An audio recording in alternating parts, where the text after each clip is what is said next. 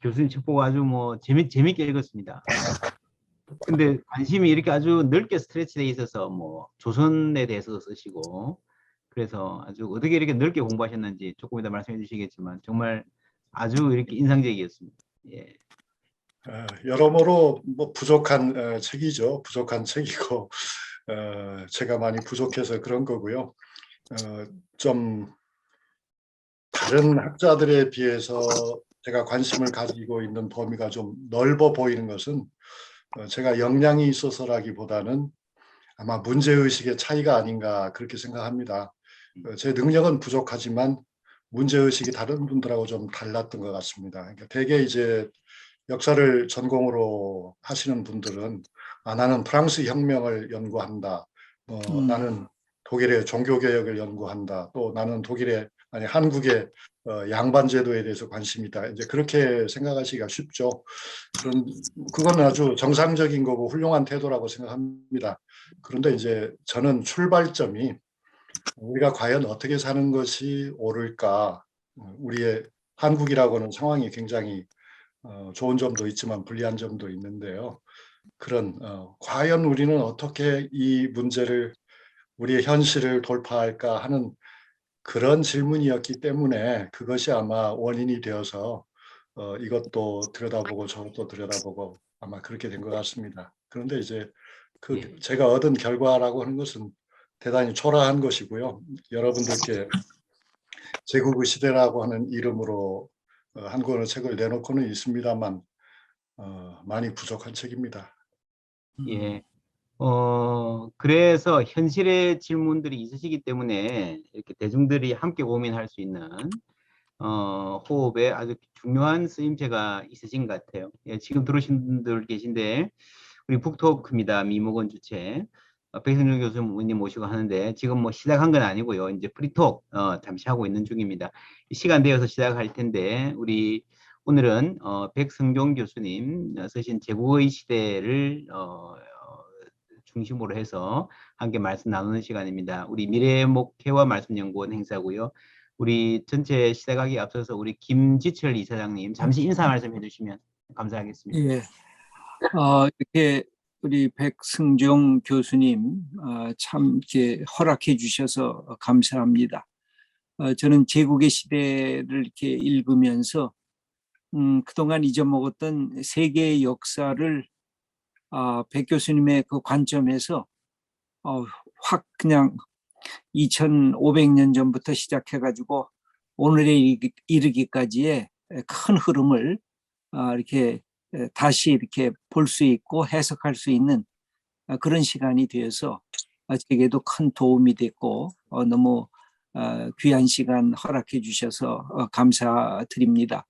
그리고 여기 함께 참여해 주시는 모든 우리 회원분들에게도 감사드리고 오늘 좋은 배움의 시간도 되고 함께 토의하는 시간도 되고 또 과거를 보면서 우리의 현재와 미래를 새롭게 열어가는 그런 소중한 우리의 사고와 또 분별력의 앙양을 키워주는 그런 아름다운 시간이 되었으면 좋겠습니다. 백승종 교수님께 다시 한번 감사드리고 우리 원장님으로 애써주시는 박영호 목사님께서 전체 인도하시면서 해주시겠습니다. 박 목사님에게도 감사드립니다. 예, 이사장님 감사합니다.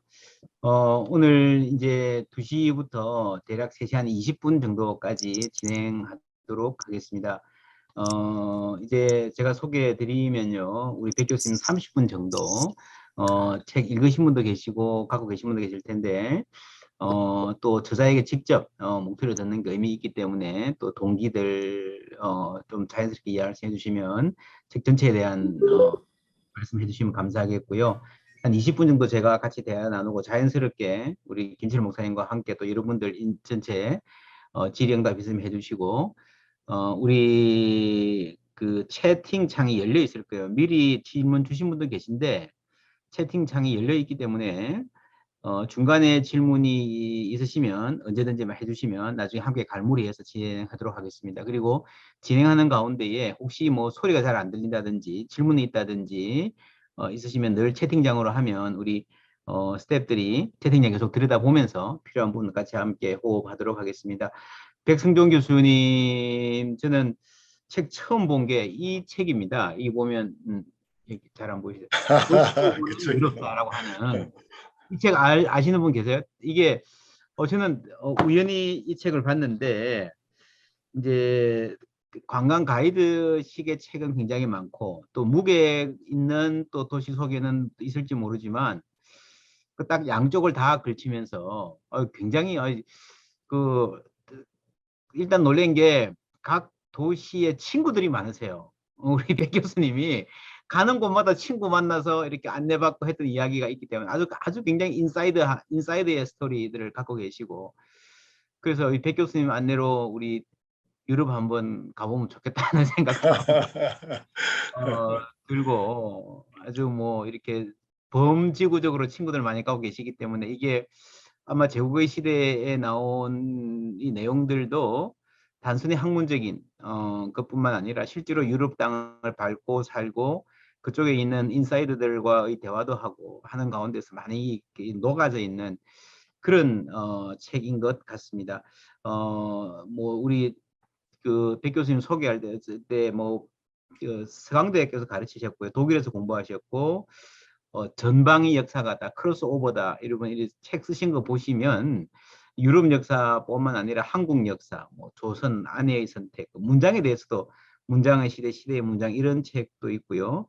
그래서 지금 우리가 오늘 다루는 이 책도 그런 많은 그 동양과 서양 근대와 고대까지 아우르는 크로스오버하는 그런 관심들이 같이 있기 때문에 뭐 이렇게 아주 세부적인 역사 속으로 계속 들어가서 사례를 따지는 작업은 아니지만 오늘에서의 우리 의미를 묻기에 굉장히 좋은 함께 대화할 때 우리가 통찰을 얻을 수 있는 굉장히 좋은 저자님이신데 학자신데 오늘 함께 이렇게 말씀 듣게 돼서 참 감사합니다. 이제 백승정 교수님 소개 드리고요. 우리 함께 말씀 청해 듣도록 하겠습니다. 우리 소리는 안 들리지만 그래도 이렇게 액션으로라도 박수로 환영하겠습니다. 네, 감사합니다. 우리 박영호 원장님께서 소개를 참 잘해 주셨고요. 또 제가 공부한 튜빙엔 대학교의 한국식으로 말하면 선배 되시는 김지철 목사님께서 또 따뜻하게 이렇게 안아주셔서 오늘 독서 모임은, 오늘 토론 모임은 더욱더 분위기도 좋고 아마 허심탄회하게 서로 이야기를 주고받을 수 있지 않을까 하는 그런 기대가 생깁니다. 사실 저는 이제 이 미모건으로부터 북토크를 한번 하면 어떻겠는가 하는 제의를 받고 너무나 감사하게 생각했습니다. 사실 책을 쓰는 이유가 무엇이겠습니까? 책을 쓰는 거는 결국 공유하고 싶은 이야기가 있다는 것인데요. 제가 책으로 말을 걸었는데 저에게 이렇게 직접적인 대화로 또 제 손을 잡아주시는 미모건이 있어서 정말 책을 쓰기를 잘했구나 하는 생각도 들고요. 다른 한편으로는 이게 부족한 사람이 이렇게 많은 분들에게 귀한 시간을 뺏어도 되는가 하는 그런 질문도 생기고 그렇습니다. 그렇지만 이제 용기를 내서 기왕에 책을 쓴 것이니까 제가 어떤 내용을 어떻게 다루고 있는지를 좀 간단히 스케치를 해보겠습니다. 네. 화면을 공유하고 그게 이제 슬라이드가 35장인데요. 35장을 다 말씀드리기는 어려울 것 같고 시간이 되는 만큼만, 그러니까 30분 정도만, 지금이 8분이니까 30분도 안 되겠습니다. 한 22분 정도만 제가 설명을 드리고 어느 시점에서 멈춰도 되니까요. 그렇게 해서 나머지는 또 이제 주고받는 이야기로 풀어가도록 그렇게 하겠습니다. 공유를 하겠습니다. 그러면 이 제국의 시대, 사실 제국의 시대라고 하는 제목은 저 말고도 다른 분도 쓴 책이 있어요. 우리나라에 번역된 아주 이름난 책도 있고 그렇습니다만 하필 제가 이 제국의 시대라고 하는 이름을 이 책에 준 것은 인류 역사를 좌우했다고 볼 수 있겠죠. 좌지우지한 것은 항상은 아니지만 대체로 제국이 아니었는가. 그리고 그러한 열망을 가지고 있는 나라들이 현재도 많이 있지 않은가. 더군다나 지금은 상황이 굉장히 복잡하게 얽혀서 돌아가는 것 같은 생각이 들었습니다. 그래서 제국의 의미를 다시 물으면서 그러면서 이제 제 관심은 사실 역사가지만 역사를 제가 공부하는 근본적인 이유는 과거로 도피하기 위해서가 아니죠.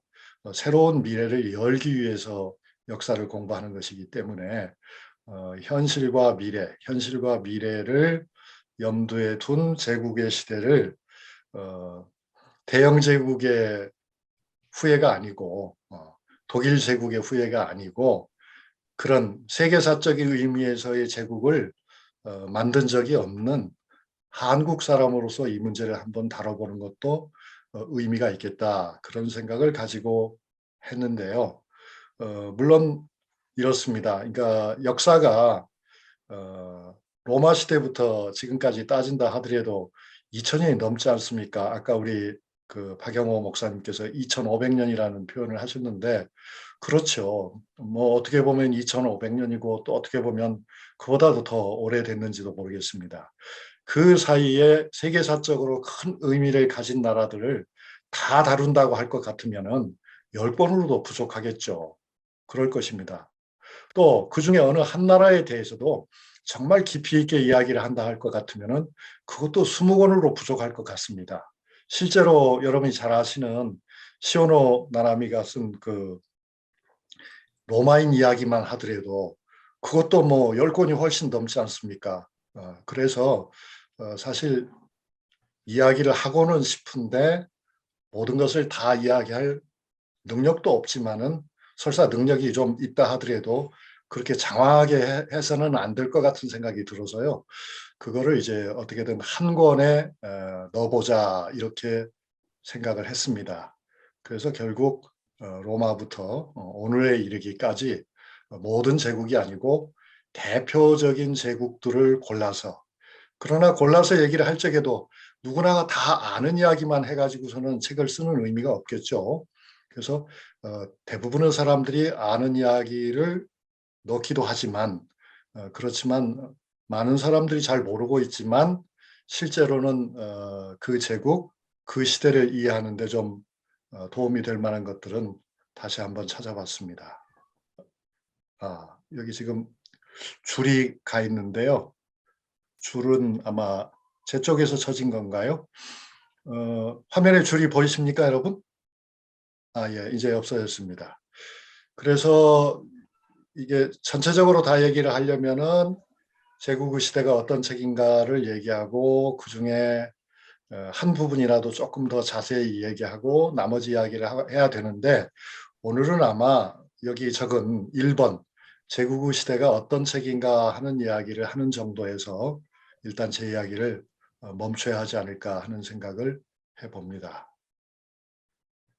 제가 이 책을 쓴 것을 제 스스로도 이거 좀 무리한 일이 아닌가 하는 생각을 해보기도 하는데요. 그렇지만은 결국은 감행을 했단 말이죠. 그런 이제 저의 태도를 가지고 어떤 분들은 크로스오버 역사가다 하는 그런 말씀을 하는 것 같아요. 그러니까 크로스오버라고 하는 것은 대개 이제 역사에 쓰는 말은 아니고 음악 장르에서 이런 표현 많이 쓰잖아요. 뭐 재즈도 하고 그러면서 클래식도 하고 이런 것들인데요.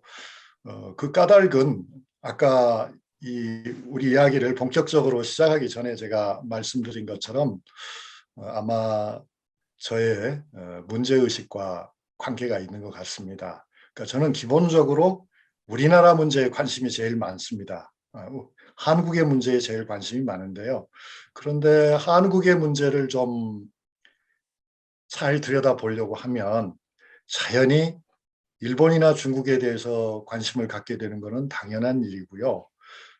나아가서 서양 세계, 또 이슬람 세계, 아메리카, 그러니까 여러 지역의 문화에 대해서 비교사적인 측면에서 관심을 갖는 것이 꼭 필요한 일이다. 그런 생각을 아주 어렸을 때부터 그런 생각을 했습니다. 그러니까 그런 생각을 가지고 살다 보니까 어찌 보면은 좀 잡다한 지식을 갖게 됐는지도 모르죠. 그런데 이제 아까 우리 박영호 목사님께서 책을 들어서 보여주셨는데 이제 그게 바로 도시로 보는 유럽사라고 하는 제 책이죠. 그러니까 그런 책들은 이를테면은 제가 보기에는 하나의 실개천을 산책하는 그런 거라고 할 수 있고요.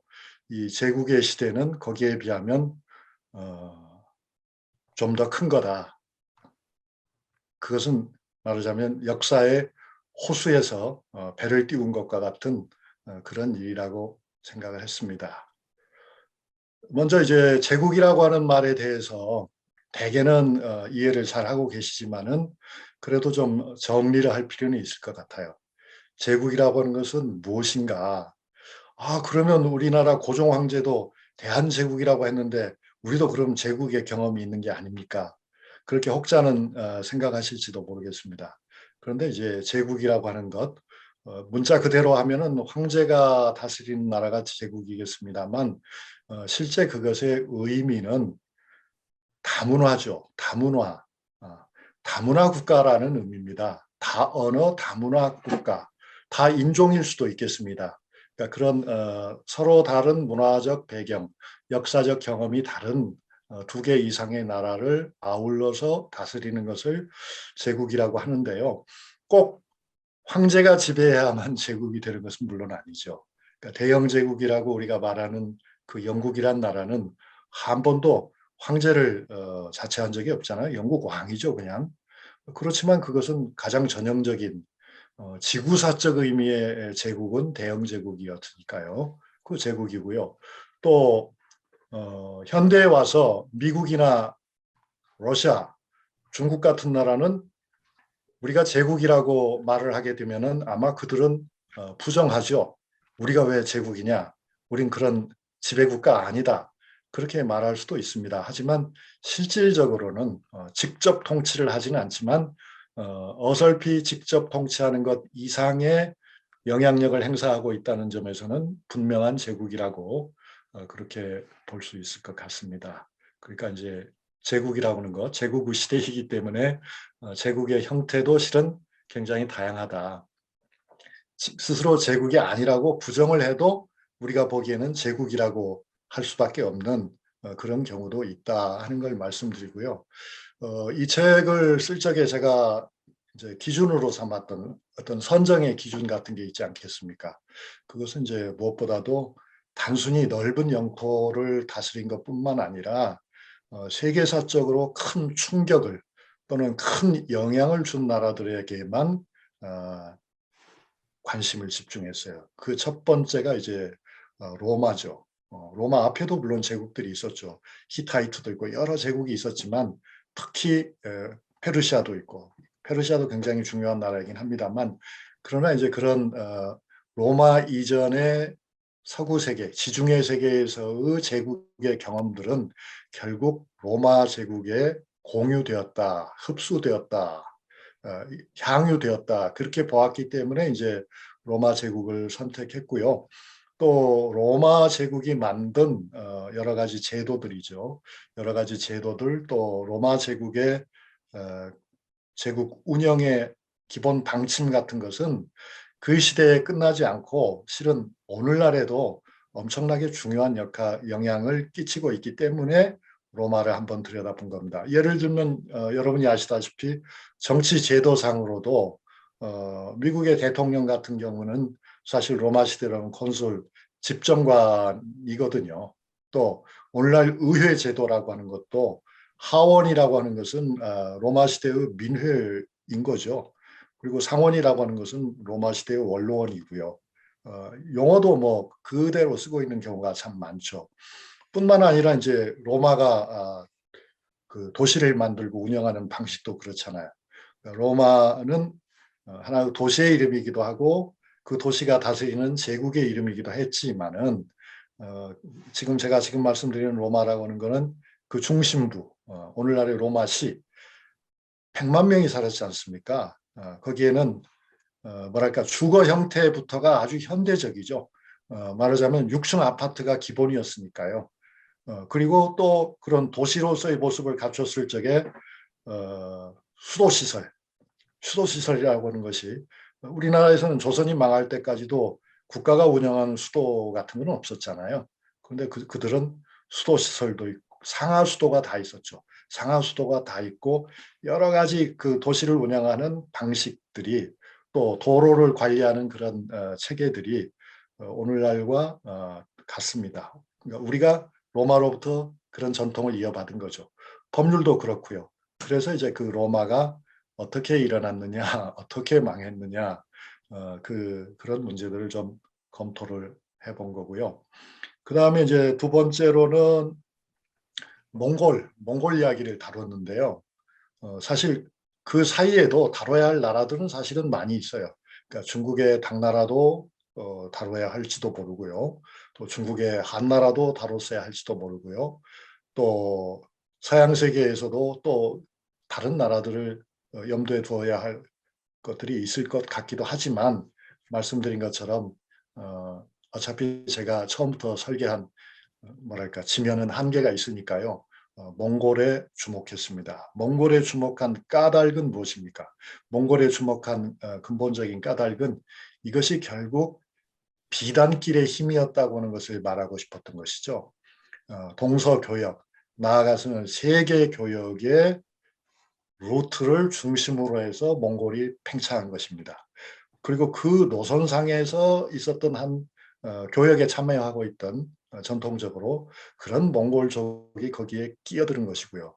그리고 그 몽골의 일어남과 몽골의 쇠락함 사이에는 오늘날 우리에게도 굉장히 중요한 주제가 되어 있는 기후위기, 생태적인 충격이 굉장히 큰 역할을 하고 있거든요. 뿐만 아니라 이 몽골을 우리가 말할 적에는 정말 특이하게도 세계화 이전의 또 다른 세계화의 모습을 여기서 보거든요. 그러니까 몽골의 황제의 직할령, 오늘날의 중국 땅이죠. 중국 땅을 다스릴 적에 이슬람 사람들을 데려다 썼거든요. 그러니까 이슬람 사람들을 데려다 통치요원으로 활용을 했습니다. 한족 가운데서는 극소수에게만 약간의 기회를 줬고 몽골 사람들은 이슬람을 데려다가 썼다. 그리고 그 이슬람의 영향이 굉장히 강했던 거죠.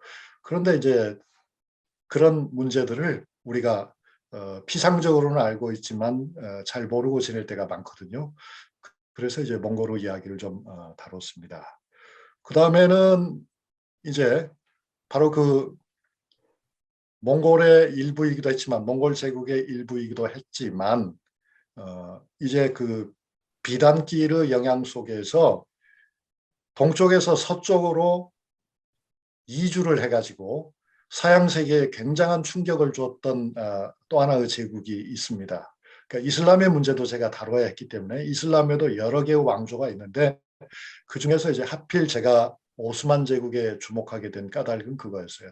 그러니까 오스만 제국을 제외한 나머지 이슬람의 왕조들, 나머지 왕조들은 아라비아 반도에서 일어난 것들이 대부분이죠. 이집트에서 일어난 것들이 대부분이죠. 결국은 그 지역에 살던 사람들이 대부분이죠.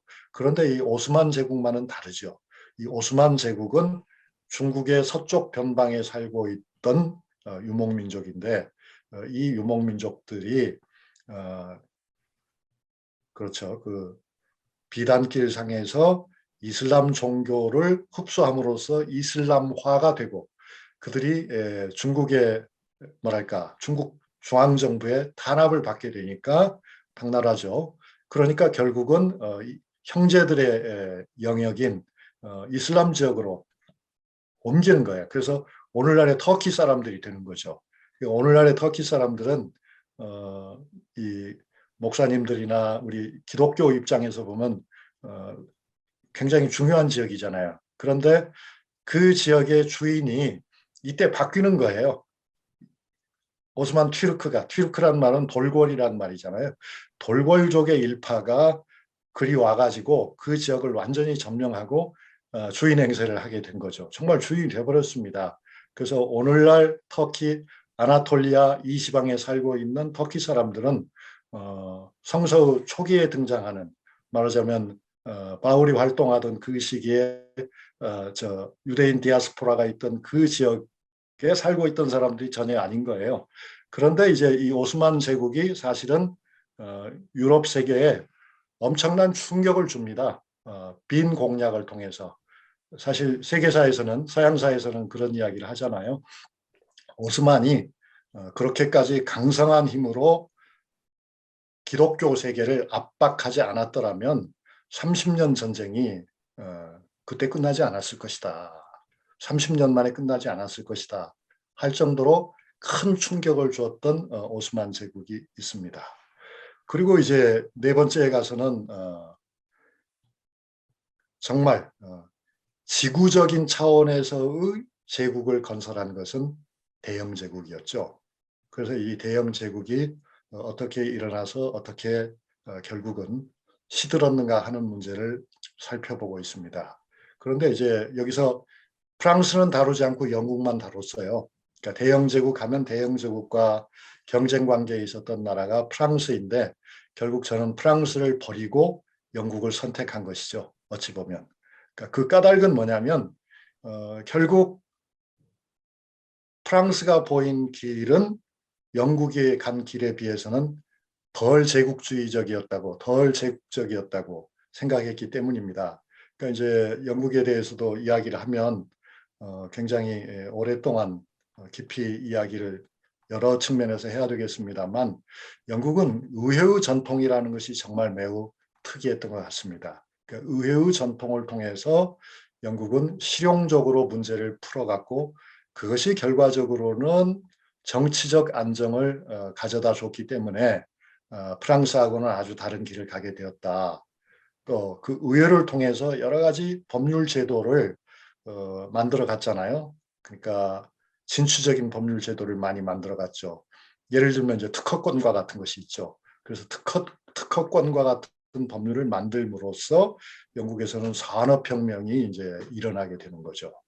다른 지역에서는 같은 시기 다른 지역에서는 누군가 어떤 발명품을 만들게 되면 그걸 말하자면 뺏겨서 짝퉁을 하는 그게 처벌이 되지 않았으니까요. 그렇지만 영국에서는 특허법을 통해서 아이디어를 가진 사람, 좋은 생각을 가진 사람들을 보호했기 때문에 그것이 결국 영국을 지구적인 차원으로까지 팽창할 수 있도록 이끌었다 하는 뭐 그런 이야기들도 했습니다. 그 다음에 이제 5장에서는 불가사의라고 했습니다. 사실은 제가 제일 잘 아는 나라가 아마 독일일 텐데요. 독일 제국을 저는 불가사의하다고 표현을 했습니다.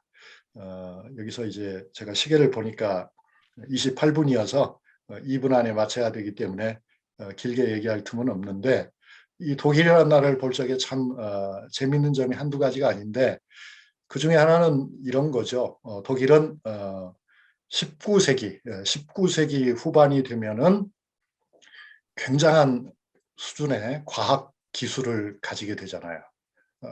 그런데도 불구하고 결국 근대 국가로서의 출발이 다른 나라들에 비해서 주로는 이제 영국과 프랑스죠. 영국과 프랑스에 비해서 아주 늦었기 때문에 활로를 열지 못하고 결국은 독일을 망가뜨린 것은 정치가들이었던 거죠.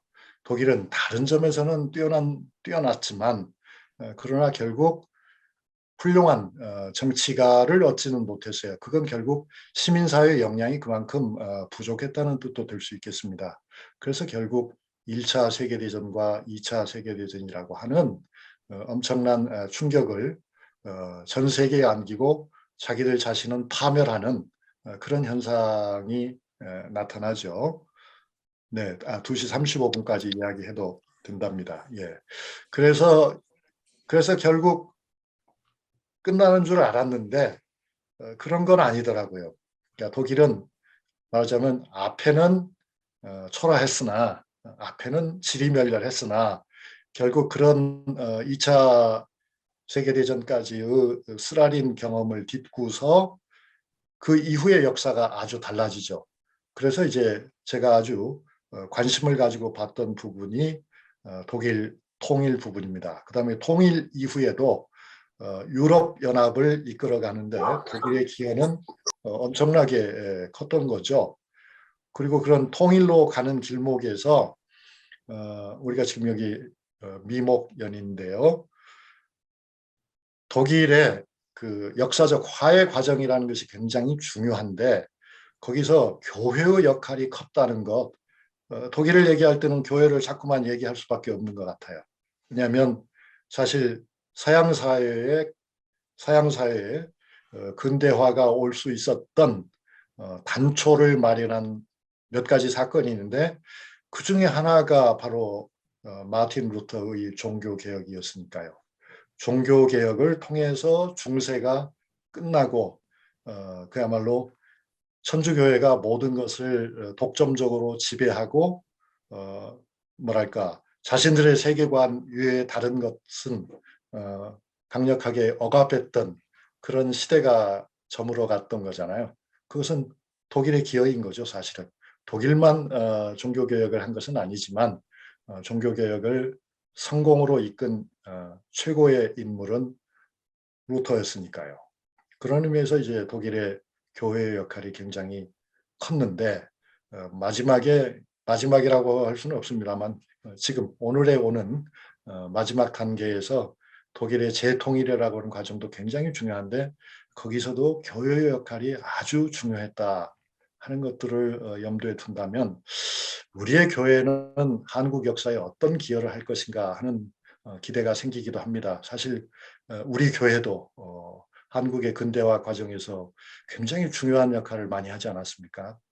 그런데 이제 어느 틈엔가 교회가 너무 보수화되어 가지고 한국 사회가 미래로 나가는데 오히려 걸림돌이 된다 하는 그런 비판도 많이 있거든요. 그래서 그걸 무시할 일은 아니고 잘 생각해 볼 필요가 있다고 생각합니다. 독일은 그렇고요. 그 다음에 이제 6장에서 다룬 것은 역시 아시아의 문제도 좀 다뤄야 된다고 생각을 했습니다. 그래서 아주 짤막하게 말씀드리면 일본이 결코 우리보다 20, 30년 먼저 나라의 문을 열었기 때문에 근대화에 성공했던 것은 결코 아니다는 점을 이 장에서 굉장히 제가 강조했습니다. 일본은 17세기 이후 끊임없이 국제사회에 큰 관심을 가지고 지켜보았습니다. 지켜만 본 것이 아니고 실제 그 서구 사회의 여러 가지 학문과 기술과 제도와 심지어는 음식에 대해서조차 엄청난 관심을 쏟았어요. 그들의 언어에 대해서도. 이제 그런 200년 이상 축적된 역량이 물론 그것은 이제 극소수 사람들이 한 것이죠.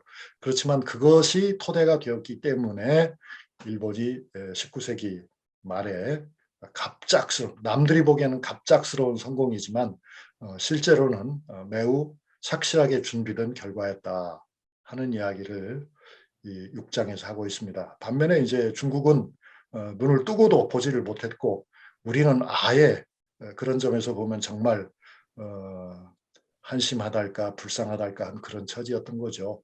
그에 비하면 이제 우리는 그때의 쓰라린 경험을 딛고 오늘날에는 많은 문제가 있긴 하지만 대단히 잘하고 있는 것으로 평가할 수 있습니다. 이제 1분 남았으니까요. 현대 세계의 제국들에 대해서 간단히 보면 사실은 소련이라는 나라가 있었죠. 지금의 러시아의 전신입니다만 소련이라는 나라는 여러모로 과대평가된 그런 나라였고요. 미국과는 애초에 상대가 되지 않았던 나라인 것 같습니다.